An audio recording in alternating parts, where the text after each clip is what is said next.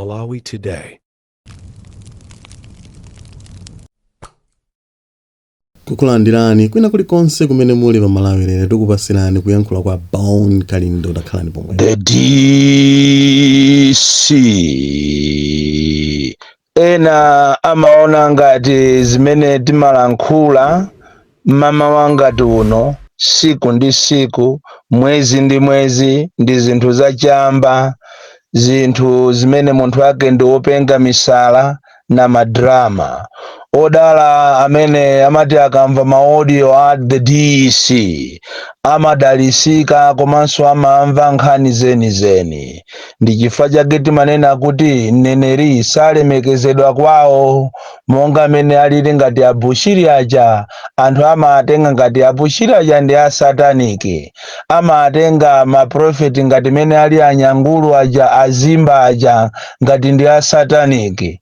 Koma ndithu amene aja akupulumutsa miyoyo ya anthu, komanso akudyetsa anthu muwaliranjimu munchinjimu, komanso loziko lonse limapangira umboni kuti abushiri akafuna kupanga zawo zimakhala zenizeni.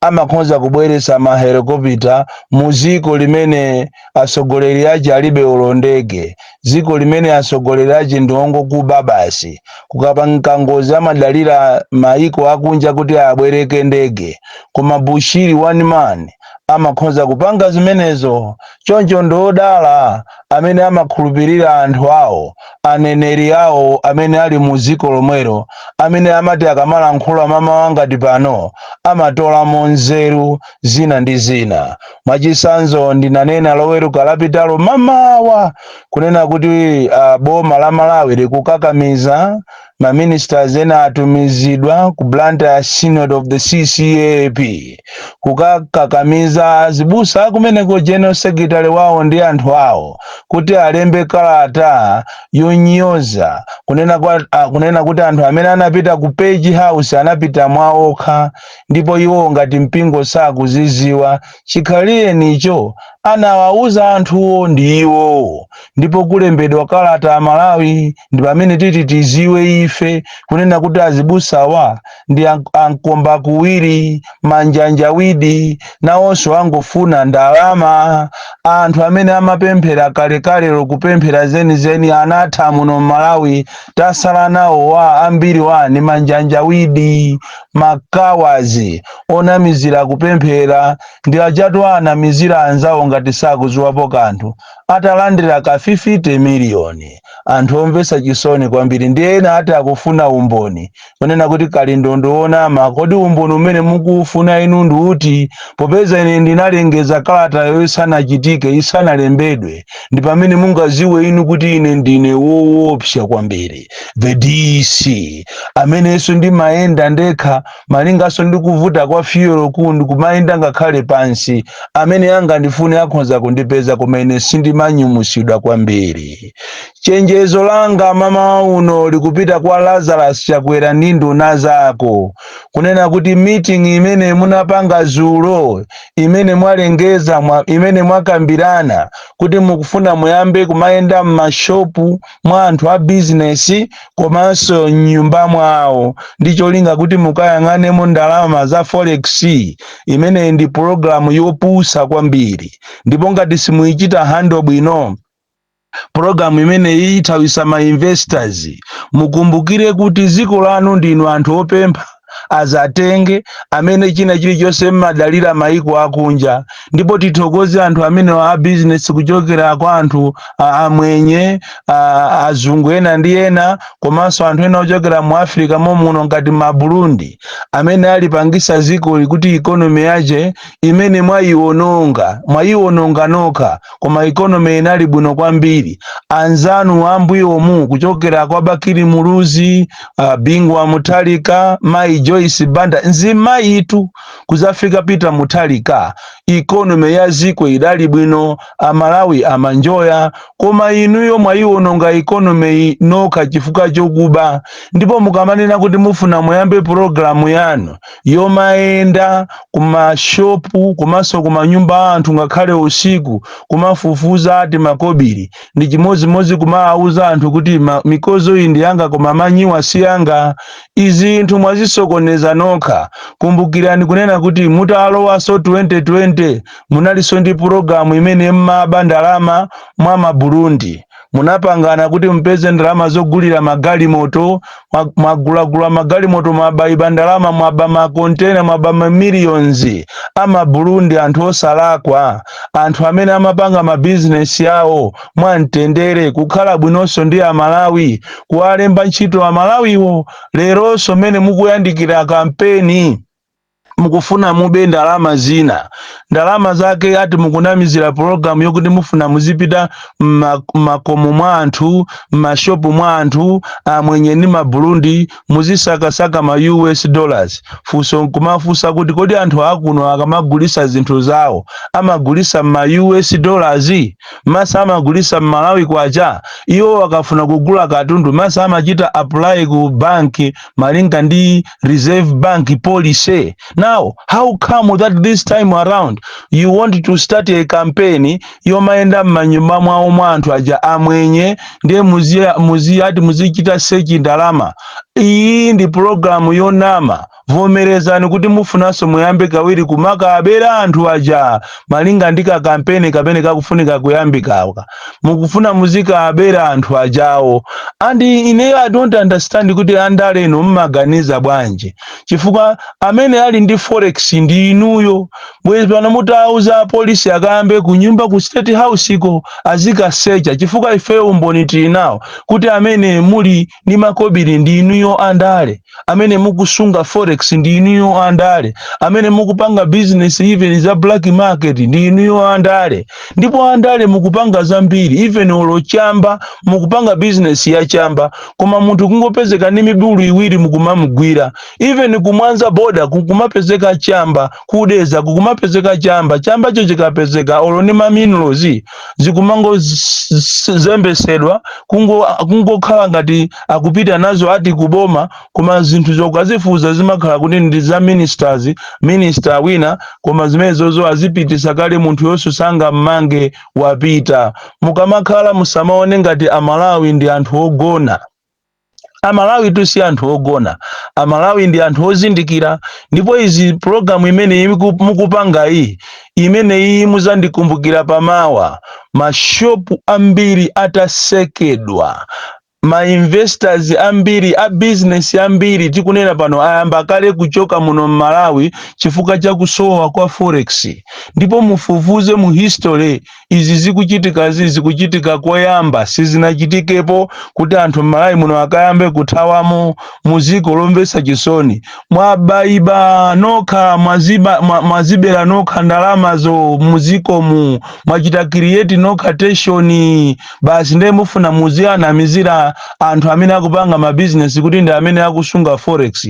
Forex ikusungidwa ndi inuyo kuchokera ku State House iko kuchokera kwa ministers iko ku Capitol Hill ndino amene mukuba ndalama ndi ku Reserve Bank. The worst governor that we have amene sakuziwa chimene akupanga ndi zimene akusunga mukusunga forex mwaiba forex ja ndipo mwakhala mukupita maiko akunja ndikumakachita bank ndalamazo ndiye mufuna mwanamizire anthu ena cholinga kuti muzikhala ngati mukupita kukayang'ana forex koma mukukabera ndalama zawo. Ziwani kunena kuti zachitika zulo zija mashopu ambiri osasegulidwa is a danger warning sign. Komanso mavenda amene akufuna achite demonstrate lero kupita ku State House pakana ku Capitol Hill kapena ku office kwa Gwengwe, it is a danger warning sign. Ndi ziko lombesa chisoni limene limati likazuzu akazuzulidwa, ozuzulayo ndiye amamangidwa, opereka advice yo ndiye amamangidwa. Nchimozimozi zimene zinachitika ngati kuchikangawa zijazo, anthu amene amafuna kuti apereke maumboni amaopa kuopa kumangidwa, pomwe maiko ena zimene zachitika zija anthu akaona akubwera kuti apereke umboni, azungu amakondwera kuti amve the truth. Koma dziko la Malawi ndi dziko lomvetsa chisoni limene limamanga anthu chifukwa choti akulankhula za imfa. Koma akuluakulu James Hadley Chase kunamizana kupangisana njomba kutitenga ife ngati zisilu. Ndafuna ndikusimikizireni kuti no matter what, whether it will take how many years, can be 20 years, but the truth about chikangawa will wanna come out one day. Ndipo Amalawi azaziwa chilungamocho, olomutakwirira chilungamo motani, olomutamanga anthu ochuluka motani, but there will be one day. One day is one day. Anthu azaziwa chilungamo chimene chinachitika kuchikangawa. So musabwerese environment yopseza, environment yofuna kubweresa attention muno Malawi, kaya muli ndi mfuti, kaya muli ndi chani, koma mwasiya anthu zinthu zakuvutani. Kodi inu nokha amene simukumva chisoni ndi mmene zinthu zikukwerera, mukamakambirana kuma meeting kanuko, mukukambirana za mtundu wanji? Kodi inu simungachite resign ndikupulumusa ziko kwa salaku? Simungachite resign panopa, instead of resigning ndi pamene mukumatumiza anthu ena kumapita kwa Chikowi, ena kwa Chikanda, ena kujeni ku madera osiyana-siyana matiye akuzomba, komatu anthu ochokera kumeki ndi ena ochokera ku Ministry of External Affairs kapena Internal Affairs, ndikumakapanga campaign ndikumauza anthu kuti alesa asavotere wachipani china koma muvotere ifeyo, tipo tikupasani sign, munthu wathu tizimpasa sign yokuti muziziwa kuti ameneyo ndi wathu. Mmene lili zikoli osamva chisoni. Komanso makape eni ndi a opposition. Makape a opposition ndino makape kopsa, chifukwa nthawi imene mukanakhala inu united ndikubwera pamozi ndikuwapangira mademo anthu amene wa zisiru zimene zizi, amene wa mademo a 1 week is enough.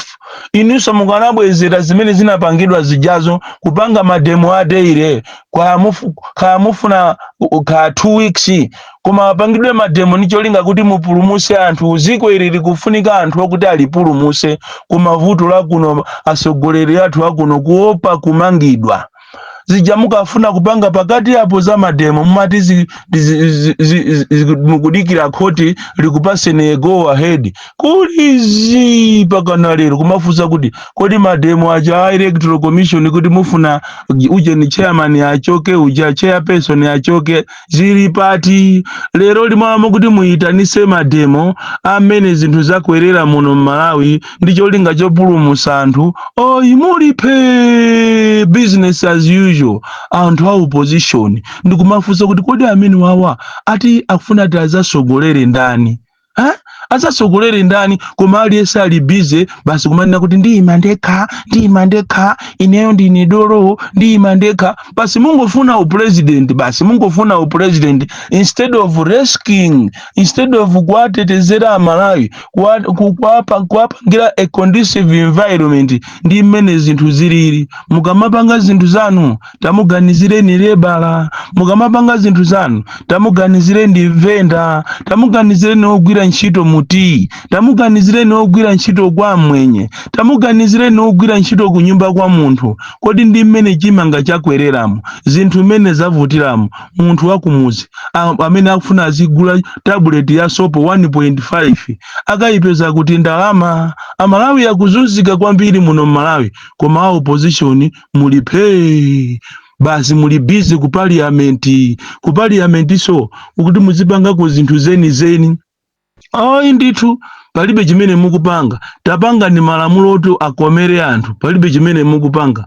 Panga ndi za section 65 muchite impeach anthu, palibe chimene mukupanga. Tapanga nitu zinthu zokuti zikomere aliyese ziko lino, palibe chimene mukupanga. Basi muli busy kumango omwe ati ndinu anthu omvetsa chisoni kwambiri atsogoleri a dziko la Malawi nonse olamula ndinu anthu osusa. I think mmapangana mukuziwana chimene mukupanga inuyo mukuziwana. That's why dziko lino kuli business as usual, but despite all these challenges zimene akukumana ndi anthu Malawi akukumana ndi mavuto osiyana mu dziko limene lili la Chakwera, but you are not standing up together and fight them. Ali maiko ena akunja nthawi ino ndi pamene Chakwera ujaka naona nyekwe za nyekwe koma ayi maopa ati kumangidwa koma mukufuna so mukhale atsogoleri. Inu ndinu makape kwambiri. Bon Kalindo, the DC, mwana wopsa kwambiri, the most deadly and dangerous child from Jeza Village, T.E. Mabuka, Box 76, Mulanje, Malawi, Southern Africa.